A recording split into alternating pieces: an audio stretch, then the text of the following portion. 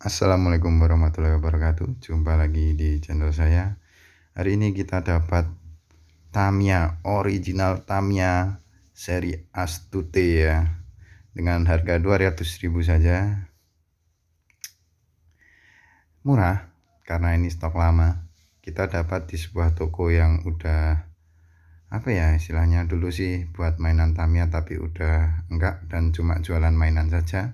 Tapi kebetulan kita nemu aja ini, nggak tahu nyalip di sebuah tumpukan-tumpukan Tamiya KW ya, replika Tamiya. Item 18077 Astute RS Super 2 sasis original Tamiya. Astute RS warna merah. Keren nggak? Mari kita coba buka boxnya. Aduh, sebentar, saya lupa kalau masih ada solasinya. Saya lepas dulu. Nah, ini dia di dalam box. Kita dapat stiker tentunya. Memang beda ya, kalau Tamiya original itu stikernya kualitasnya tidak ada yang bleber warnanya. Kita juga dapat gear set dan tentunya dinamo legendaris, dinamo Mabuji. Untuk velgnya ukuran apa ya ini ya? Medium, cukup besar sih, bukan small ya, medium kayaknya. Untuk sasis kita dapat Super 2 warna perak ya ini ya. Kemudian kita dapat 4 buah ban karet.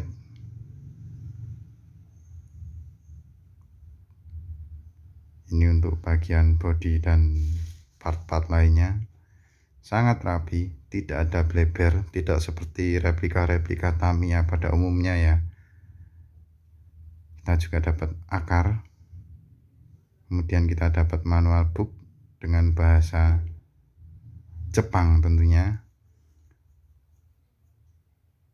Terkesan lebih mewah ketimbang Tamiya replika lainnya. Kita juga dapat warning atau peringatan bermain. Kemudian ini di dalam dashboardnya ada tulisan-tulisan, saya nggak paham ini apa. Sekarang kita akan mencoba untuk merakit. Pertama kita potong-potong untuk bannya terlebih dahulu. Meskipun ban karet tergolong rapi ya kalau Tamiya original itu, tidak ada karet yang membleber. Tentunya kita perlu merapikan sedikit untuk bagian-bagian bekas potongannya. Kemudian kita potong velgnya. Agak tremor ini saya, karena kebetulan juga Astute ini cukup rare itemnya, dan bisa kalian cek di pasaran, di online shop tentunya Tamiya ini biasanya kisaran di atas 500.000 harganya. Jadi sebenarnya saya sangat sayang sekali kalau ini dirakit, tapi mau diapa, karena saya juga penasaran pengen ngerakit Tamiya ini. Warna velgnya sendiri chrome ya, mengkilat, rapi, dan nggak tahu ketika dipegang itu plastiknya beda aja gitu. Bannya itu pun ukurannya juga beda, sama seperti velgnya. Antara velg depan dan belakang itu lebarnya beda. Nah, cukup jauh perbedaannya. Tidak seperti Tamiya KW yang perbedaannya cuma sedikit. Dipasang pun langsung presisi gitu. Dan ini nggak lodek gitu. Kemudian kita potong untuk bodi dan part-partnya. Ini untuk pemotongan saya skip ya, karena terlalu lama. Saya sendiri motongnya juga tremor, jadinya sangat-sangat pelan dan hati-hati karena takutnya salah motong.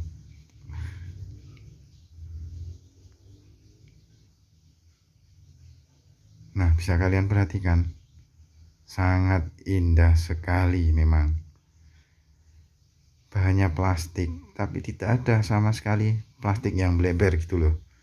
Beda kalau sama yang abal-abal lah istilahnya, Mini 4WD abal-abal replika Tamiya itu sendiri. Ini saya motong pun sangat hati-hati ya, walaupun tetap kita nekat aja lah gitu. Nah, untuk bagian-bagian yang masih ada tumbuh-tumbuh ini kita perlu sebetulnya bisa dirapikan pakai cutter atau apa ya, sanding istilahnya, amplas kalau bahasa Jawanya itu.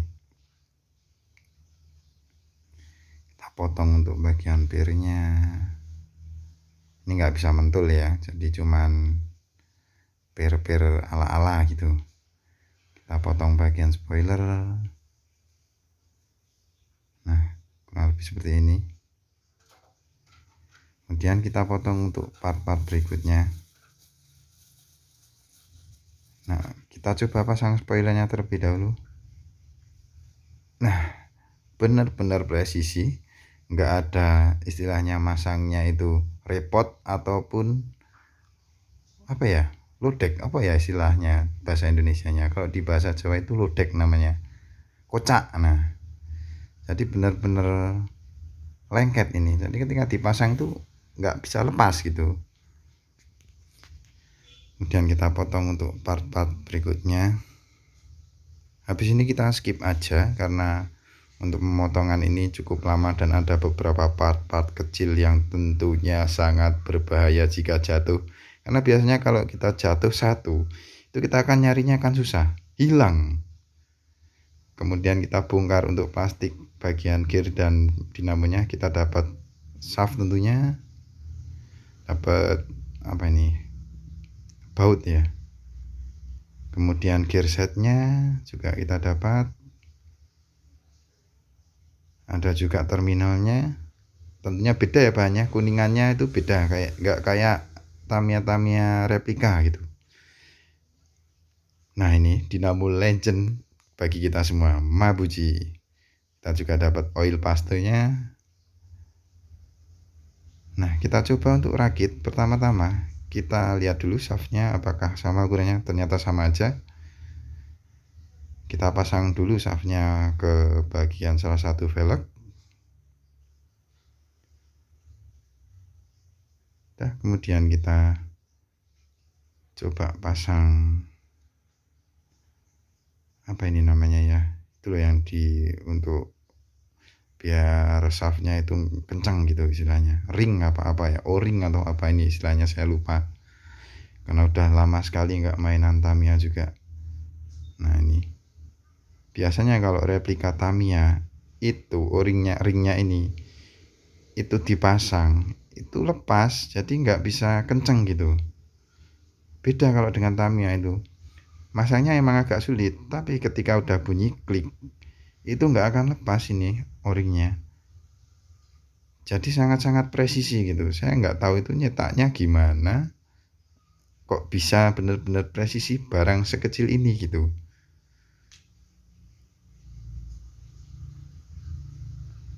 Ya mungkin karena faktor harga juga ya. Bedanya sangat jauh dengan replika Tamiya gitu ya. Dan kebetulan juga mungkin karena Tamiya ini salah satu pencetus Mini 4WD, jadinya kualitasnya itu benar-benar diperhatikan gitu. Tuh lihat, dia nggak bakal lepas, sangat presisi tentunya. Kita coba masukkan shaft ke sasis, jangan lupa gearnya ya. Oh ya, untuk pemasangan gear juga jangan sampai terbalik, karena kalau terbalik kita repot nanti. Udah capek-capek masang, terus kita harus ngelepas velgnya, padahal kita nggak punya tracker. Nah, itu yang harus benar-benar kita hindari. Kecuali kalau kita punya tracker buat masang velg itu ya. Jadi kalau kita ngelepas velg pakai cara manual, yang ditakutin itu apa? Cepol itu velgnya. Jadi nanti velg nggak bisa dipasang lagi karena pecah dia untuk bagian lubangnya.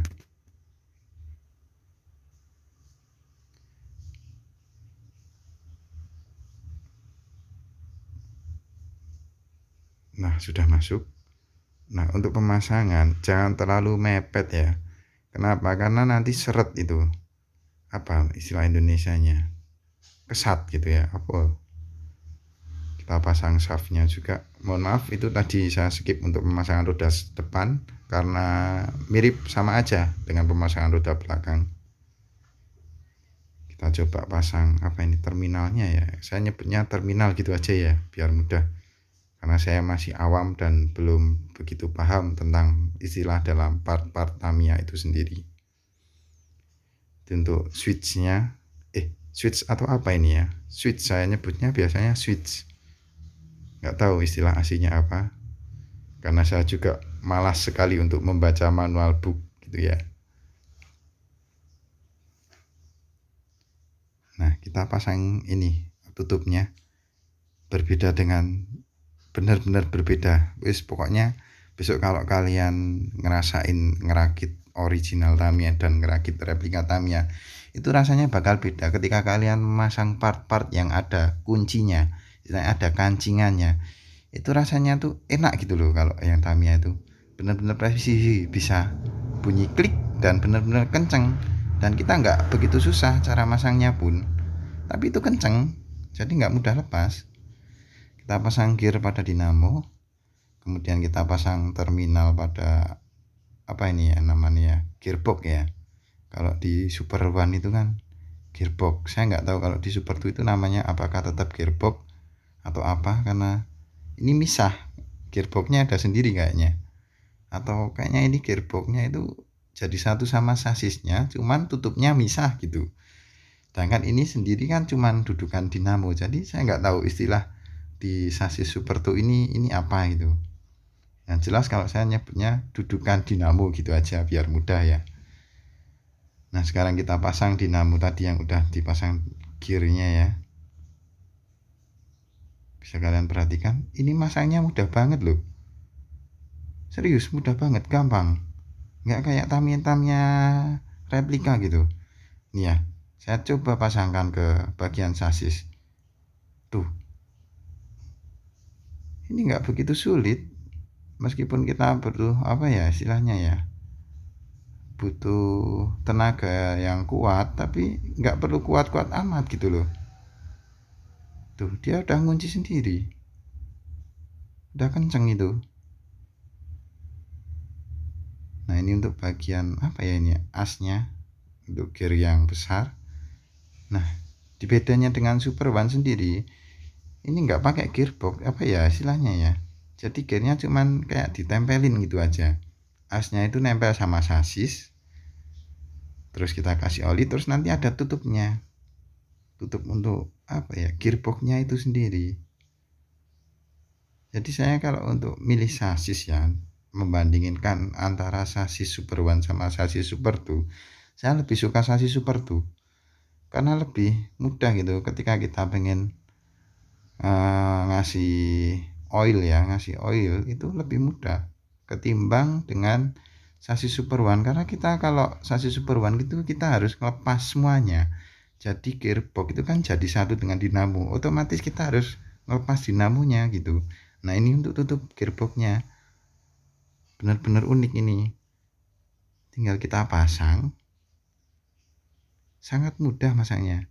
Sebetulnya ya saya takut, karena takut ada yang pecah partnya, karena ini hitungannya cukup rare ya. Astute ini cukup rare, cukup langka, udah jarang. Dan ini Astute juga keluaran 2013, jadi yang punya pun nggak seberapa gitu loh, bisa dihitung lah kasarannya di Indonesia sendiri. Saya juga punya teman punya sama Astute RS ini keluaran 2013 juga, cuman punya dia udah nggak original karena udah dibikin set damper ya, jadi udah bener-bener ada bagian yang dilem dan lain-lain, jadi memang yang utuh itu udah jarang. Bagian bodi pun udah dia cat gitu, jadi udah nggak original. Nah, ini kita coba pasang rollernya. Saya di sini cuman ngasih lihat pemasangan roller untuk satu buah aja di sisi kanan ya, ini ya. Karena saya juga takut sebenarnya. Serius, saya itu masangin itu takut. Nah, kan lepas. Saya itu takut ini. Karena apa? Salah sedikit aja itu bisa ngerusak kitnya gitu loh. Jadi eman lah istilahnya itu. Kita coba pasang roller untuk bagian belakang.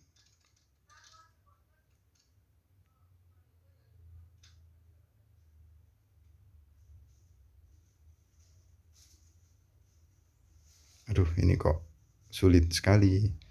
Nah, kenapa kok untuk baut dan ring dan lain-lain itu tidak saya tumpahin ke box aja? Karena gini, kita nggak tahu barang sekecil itu kebetulan nempel di bagian kelingking atau bagian telapak tangan kita, terus dia jatuh, itu akan hilang. Jadi saya lebih suka ngambil dari plastiknya satu-satu biar nggak hilang gitu loh. Karena kalau hilang repot juga ya, walaupun ada cadangan untuk ring dan baut itu biasanya ada cadangan satu, tapi kalau hilangnya dua, udah kita nggak bisa ngerakit kit ini sampai utuh gitu. Makanya saya sangat hati-hati sekali. Ini untuk pemasangan akar belakangnya. Cukup mudah karena udah ada dudukannya, jadi antara akar dan chassis itu mudah. Kita coba pasang stikernya. Nah, ini untuk pemasangan stiker saya nggak begitu handal, jadi nggak begitu rapi-rapi amat dan ada yang sedikit geser ya.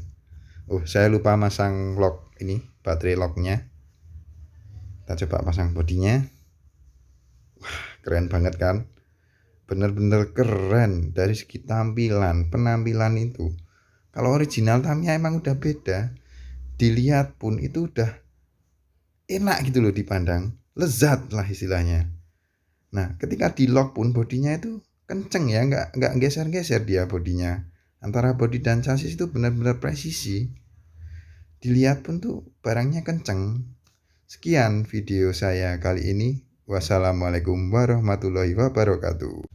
Jangan lupa like dan subscribe. Thank you.